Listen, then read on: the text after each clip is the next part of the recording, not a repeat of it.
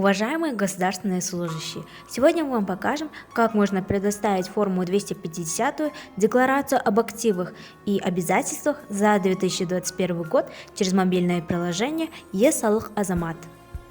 Для начала заходим в приложение Е-Салых Азамат.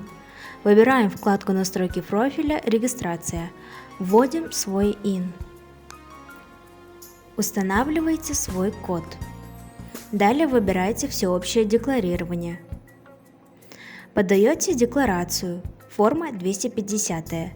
Год устанавливаете 2021. Вид декларации первоначальная, статус резидентства резидент. Далее выбираете свою категорию. В поле «Код органа государственных доходов» выбираете ДГД по Карагандинской области.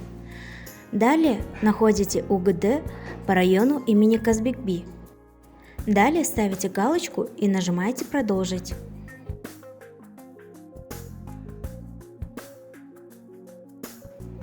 Выбирайте удобный для вас вариант отправки. Нажимайте на «Скачать уведомление». Ваша декларация готова.